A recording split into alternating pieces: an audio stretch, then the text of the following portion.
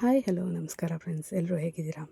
ಕಲ್ಪನಾ ಜಗತ್ತು ಯೂಟ್ಯೂಬ್ ಚಾನಲ್ಗೆ ಎಲ್ರಿಗೂ ಸ್ವಾಗತ. ನಾನು ನಿಮ್ಮ ನಂದಿನಿ ಹೆಬ್ಬಾರ್. ಬಿಡಿಸಲಾಗದ ಬಂಧ 13ನೇ ಅಧ್ಯಾಯ. ಕಥೆ ಹೇಗಿದೆ ಕೇಳಿ, ಅಭಿಪ್ರಾಯ ಹೇಳೋದನ್ನು ಮರಿಬೇಡಿ. ಲೈಕ್, ಕಮೆಂಟ್, ಶೇರ್ ಮಾಡಿ. ಇಷ್ಟ ಆದರೆ ಸಬ್ಸ್ಕ್ರೈಬ್ ಮಾಡ್ಕೊಳ್ಳಿ ಪ್ಲೀಸ್. ಬೆಳಿಗ್ಗೆಯೇ ಹಡಾವಿಡಿ ಶುರುವಾಗಿತ್ತು ಆರಿದ್ರ ಮನೆಯಲ್ಲಿ.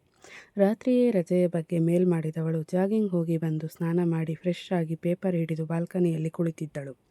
ಇತ್ತ ಬೇಗನೆ ಎದ್ದಿದ್ದ ಚೋಟ್ ಮೆಣಸಿನಕಾಯಿ ಮುಖ ತೊಳೆದು ಹಾಲು ಕುಡಿದವಳು ಅಂಗಳದಲ್ಲಿ ಆಡುವಾಗ ಅವಳ ಕಣ್ಣಿಗೆ ಆರಿದ್ರ ಬಿದ್ದಿದ್ದೆ. ಮೆತ್ತಗೆ ಮೆಟ್ಟಿಲು ಹತ್ತಿ ಹೋಗಿದ್ದಳು ಅವಳ ಬಳಿಗೆ.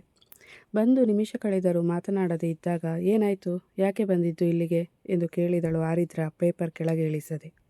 ಮನೆಗೆ ಬಂದಿರೋ ಗೆಸ್ಟ್ನ ಇನ್ಸಲ್ಟ್ ಮಾಡೋದು ಸರಿಯಲ್ಲ ಎಂದಳು ಚೋಟ್ ಮೆಣಸಿನಕಾಯಿ ಉರಿದುಕೊಂಡು.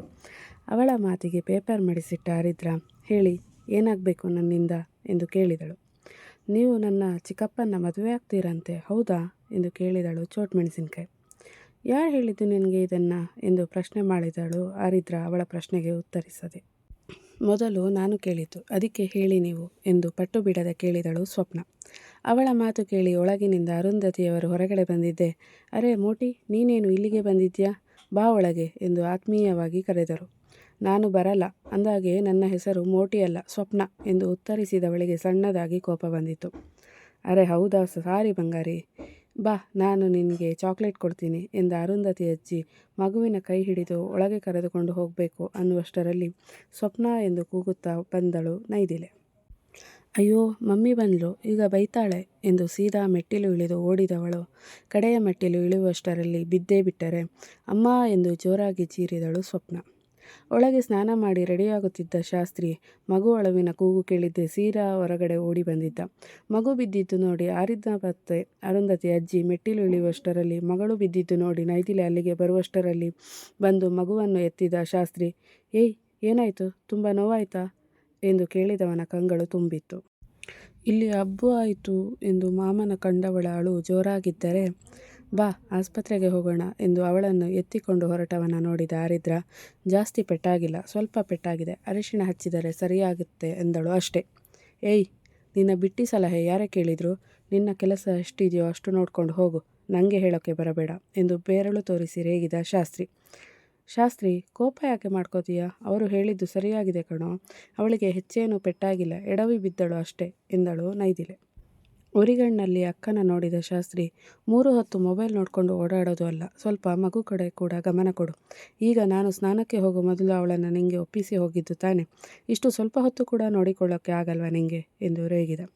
ಏಯ್ ಸಾಕು, ಸುಮ್ಮನೆ ಇರೋ, ಹೆತ್ತು ಹೊತ್ತವಳಿಗಿಂತ ನಿನಗೆ ಭಾರಿ ಅಕ್ಕರೆ ಅನ್ನೋ ಹಾಗೆ ಆಡಬೇಡ, ಮಕ್ಕಳು ಬಿದ್ದು ಎದ್ದೇ ಬೆಳೆಯೋದು ಎಂದು ಗದರುತ್ತಾ ಬಂದ ಶಂಕರ್ ಶಾಸ್ತ್ರಿಗಳು ಮೊಮ್ಮಗಳ ಅವನ ಕೈನಿಂದ ತೆಗೆದುಕೊಂಡು ಮಡದಿ ಕೈ ಕೊಟ್ಟು, ನೋಡು ಏನಾಗಿದೆ ಎಂದು ಹೇಳಿದರು.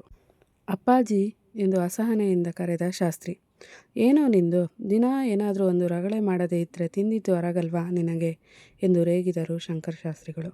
ರಗಳೆನಾ, ನಾನು ಮಾಡಿದ್ದು ರಗಳೆನಾ, ನನ್ನ ಸಂಕಟ ನಿಮಗೆಲ್ಲೇ ಅರ್ಥ ಆಗುತ್ತೆ. ಅಷ್ಟಕ್ಕೂ ಅವಳು ಬಿದ್ದ ಕೂಡಲೇ ಅಮ್ಮ ಅಂದಿಲ್ಲ, ಮಾಮ ಅಂದ್ಲು, ತಿಳ್ಕೊಳ್ಳಿ ಎಂದು ಹೇಳಿದವ ಸೀದಾ ಮನೆಯೊಳಗೆ ನಡೆದ. ಅಪ್ಪಾಜಿ, ಸ್ವಪ್ನ ವಿಷಯದಲ್ಲಿ ಅವನು ಹೇಗೆ ಅಂತ ಗೊತ್ತಿದ್ರು ಯಾಕೆ ಅವನಿಗೆ ಬೈತೀರಾ ಎಂದು ಕೇಳಿದಳು ನೈದಿಲೆ. ಯಾಕೆ ಅಂದರೆ ಅವನು ಆಡೋದು ಹಾಗೆ ಎಂದವರ ಮಾತಿಗೆ ನಕ್ಕ ಅರುಂಧತಿ ಅಜ್ಜಿ, ಬೇಜಾರು ಮಾಡ್ಕೋಬೇಡಿ ಶಾಸ್ತ್ರಿಗಳೇ, ಮಗು ಮೇಲೆ ತೀರಾ ಅಕ್ಕರೆ ಇದೆ, ಅದಕ್ಕೆ ಹಾಗೆ ಮಾತಾಡಿದ್ದಾನೆ, ಅವನ ಕೋಪ ಮಾತ್ರ ನೋಡುವ ಬದಲು ಮಗು ಮೇಲಿನ ಪ್ರೀತಿ ಕೂಡ ಅರ್ಥ ಮಾಡಿಕೊಳ್ಳಿ ಎಂದರು. ಅಜ್ಜಿ, ನಮಗೆ ಒಬ್ಬರ ಮೇಲೆ ಅಕ್ಕರೆ ಇದೆ ಅಂದ ಮಾತ್ರಕ್ಕೆ ಇನ್ನೊಬ್ಬರ ಮೇಲೆ ಬೈದಾಡೋ ಹಕ್ಕಿದೆ ಅಂತಲ್ಲ ಅಲ್ವಾ, ನಾವೇನು ಆ ಮಗುನ ಬೀಳಿಸಿಲ್ಲ, ಆದರೂ ಎಷ್ಟೆಲ್ಲ ಅಂದಾಡಿದ್ರು, ಏನೋ ಇವರ ಮನೆಯಲ್ಲಿ ಜೀತಕ್ಕೆ ಇರೋ ಹಾಗೆ ಎಂದು ರೇಗಿದ ಆರಿದ್ರ ಸೀದಾ ಮೆಟ್ಟಿಲು ಹತ್ತಿದಳು. ಆರಿದ್ರ, ಇದೇ ಕೋಪ ಬೇಡ ಅನ್ನೋದು, ಮದುವೆ ಆಗಿ ಹೋಗಬೇಕಾದವಳು ಕಣೆ ನೀನು, ಸ್ವಲ್ಪ ಆದರೂ ನಯನಾಜೂಕು ಕಲಿ ಎಂದರು ಅರುಂಧತಿ ಅಜ್ಜಿ. ಸ್ವಲ್ಪ ತಿಳಿಸಿ ಹೇಳಿ ಅಜ್ಜಿ ಅವಳಿಗೆ, ನನ್ನ ಚಿಕ್ಕತ್ತೆ ಮನೆಯಲ್ಲಿ ಎಲ್ಲರೂ ಮೃದು ಸ್ವಭಾವದವರು, ಹೀಗೆ ಉರಿದು ಬೀಳ್ತಿದ್ರೆ 4 ದಿನ ಸಂಸಾರ ಮಾಡೋಕ್ಕೆ ಕೂಡ ಆಗಲ್ಲ ಎಂದು ಹೇಳಿದ ನೈದಿಲೆ ಸೀದಾ ಒಳಗೆ ನಡೆದಳು. ಅದೇಕೋ ತಮ್ಮನ ಅಂದಾಡಿದವಳ ಮೇಲೆ ಮುನಿಸಾಗಿತ್ತು ಅವಳಿಗೆ. ಮಾಮ ಕಾಲು ನೋವು, ನಾನು ಶಾಲೆಗೆ ಹೋಗಲ್ಲ ಎಂದು ಮಾಮನ ಅಪ್ಪಿದವಳ ತಾನೂ ಅಪ್ಪಿದ ಶಾಸ್ತ್ರಿ, ಬೇಡ ಕಂದಮ್ಮ ಹೋಗಬೇಡ ಎಂದಿದ್ದ ಶಾಸ್ತ್ರಿ ಅವಳ ತಲೆ ನೇವರಿಸಿ, ಏಯ್ ಕತ್ತೆ, ಬೆಳಿಗ್ಗೆ ಬೆಳಿಗ್ಗೆನೆ ಆ ಮನೆಗೆ ಯಾಕೆ ಹೋಗಿದ್ದೆ ನೀನು ಎಂದು ಗದರಿ ಕೇಳಿದಳು ನೈದಿಲೆ. ಅವಳನ್ನು ಪ್ರಶ್ನೆ ಮಾಡೋ ಮೊದಲು ಅವಳು ಅಲ್ಲಿ ಹೋಗೋವರೆಗೂ ನೀನೇನು ಮಾಡ್ತಿದ್ದೆ ಅದನ್ನು ಹೇಳು ಮೊದಲು ಎಂದು ರೇಗಿದ ಶಾಸ್ತ್ರಿ. ಶಾಸ್ತ್ರಿ ಸಾಕು ಕಣೋ, ಅದೆಷ್ಟು ರಗಳೆ ಮಾಡ್ತೀಯ? ಬಿದ್ದು ಏಟಾಗಿರೋ ಮಗುನೇ ಅಳು ನಿಲ್ಲಿಸಿ ಆಡ್ತಿರುವಾಗ ನೀವ್ಯಾಕೆ ಇನ್ನೂ ಅದೇ ವಿಷಯ ಇಟ್ಕೊಂಡು ಹೀಗೆ ಕಿತ್ತಾಡ್ತೀರಾ ಎಂದರು ಅನಸೂಯ. ಚಿಕ್ಕತ್ತೆ ಕಾಲ್ ಮಾಡಿ ಹುಡುಗಿ ಬಗ್ಗೆ ಕೇಳ್ತಿದ್ರು. ನಾನು ಅವಳ ಬಗ್ಗೆ ಹೇಳಿ ಫೋನ್ ಇಟ್ಟರೆ ಇವಳ ಮನೆಯಲ್ಲಿ ಇರಲಿಲ್ಲ, ಹುಡ್ಕೊಂಡು ಹೋಗಿದ್ದೆ. ಕರೀತಾ ಇರುವಾಗ ಓಡಿ ಬಂದು ಬಿದ್ದಳು ಎಂದಳು ನೈದಿಲೆ. ಯಾಕೋ ಕಂದಮ್ಮ ನೀನು ಅಲ್ಲಿಗೆ ಹೋಗಿದ್ದು? ಯಾರಾದರೂ ಕರೆದ್ರಾ ಎಂದು ಕೇಳಿದ ಶಾಸ್ತ್ರಿ.